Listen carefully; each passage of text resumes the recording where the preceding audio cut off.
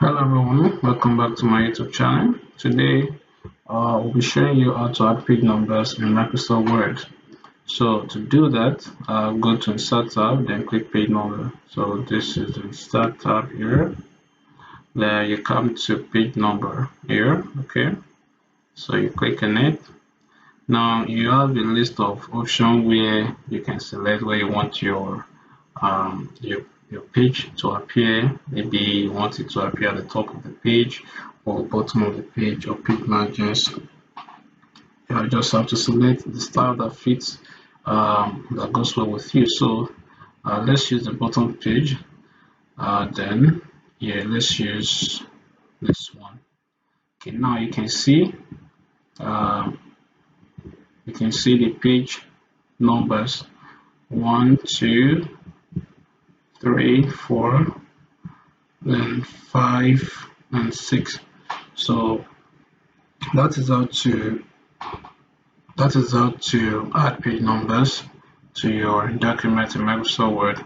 And if you want to remove them, just go to insert again. Okay, insert, then you come to page number. All right, then you will see remove page number. This is it. See remove page numbers. Okay, and you no longer find them there. Okay, or also if you don't want to go through that the long procedure, you can just let's insert it again. Let's insert it again.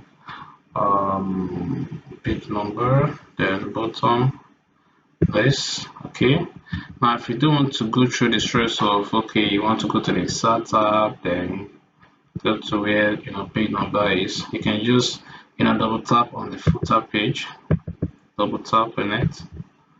Okay, and you just